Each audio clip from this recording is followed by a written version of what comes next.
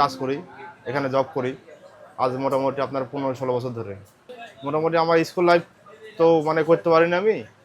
আমার ধরেন যে মানে ফ্যামিলিগত কারণে মানে সমস্যার কারণে আমি ধরেন যেখানেই ছোট থেকে মানে কাজে ঢুকেছিলাম। ঢোকার পরে এখান থেকে আমার কাজের শুরু। এখানে আমি এখন ফুল মানে কাজ করি। কাজ শিখতে মোটামুটি একটু সময় লাগে ইলেকট্রনিক্স পণ্যের ক্ষেত্রে। আপনি যদি কাজ কেউ শিখতেও যায় তাহলে আপনার মোটামুটি কমসে কম 5 বছর ধরে মানে আর থাকতে হবে এখানে। তারপরে আস্তে আস্তে তার নিজের অভিজ্ঞতার কারণে আপনার কাজ শিখতে পারবে। আর কাজ এখানে আমাদের এখানে সাধারণত আপনার এলইডি টিভি, আপনার CRT colour television, micro oven, electronics মানে যাবতীয় সব পণ্যই সার্ভিসিং করা হয়। টিভির কাজ আমাদের সাধারণত গরমের সময় বেশি হয়, ঠিক আছে। ইলেকট্রনিক্স পণ্য আপনার নষ্ট হয় হচ্ছে গরমের মধ্যে।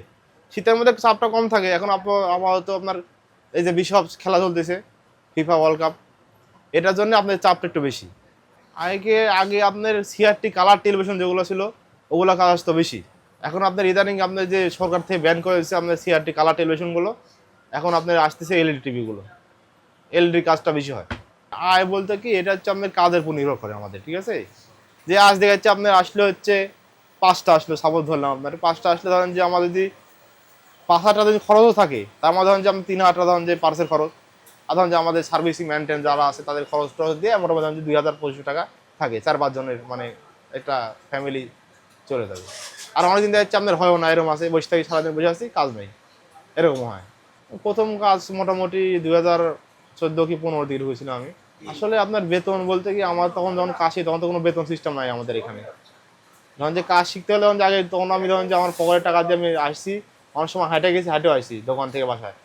অটো ভাড়া নাই, ধরেন তাও হেঁটে গেছি, হাঁটে আসছি আমার বাসা থেকে দোকান থেকে বাসায়। এখন আস্তে আস্তে আমাদের ধরেন যে কাজ শিখার আমাদের ধরেন যে কমিশন সিস্টেম। দেখছেন যে আমি কাজ করলাম, দেখছি আমি 100 টাকা কাজ করলাম, দেখছি 40% আমি পাবো, মহাজন আমার পাবি 60%, এরকম সিস্টেম। যেমন ধরেন যে আমরা এই কাজ করতেছি, এই যে সিআরটি কাজ করছি একজন, কাজ করতে করতে আপনার ধরেন যে একটা ক্যাপাসিটি বাস্ট হয়ে গেল। একদিন এক মেকা ধরেন যে পাশে বসে আসছে, বসে ধরেন যে মারছে দৌড় দোকান থেকে, দৌড় মেরে চলে গেছে বাইরে। এরকম অনেক অরর ঘটনা ঘটে। ধরেন যে আচমকার উপর কাজ করতেছি, একটা ক্যাপাসিটি ধরেন যে বাস্ট হয়ে গেল, বিকট শব্দ হয়ে বাস্ট হয়ে গেল, ধরেন যে অনেকে ভয় পাওয়া যায়, এরকম হয়। আগের তুলনায় কাজের মানে কাজের চাপ অনেক কম। এখন মেকানিক্যাল মানে যে যারা আছে মেকানিক, আমাদের মেকানিক বসে ভালো ভাষা বলে মেকানিক, এই মেকানিক যারা আছে বেশি হয়ে গেছে আগের থেকে। আগে ছিল হচ্ছে আপনার 5-7টা দোকান, এখন আগে মোটামুটি 20-25 দোকান।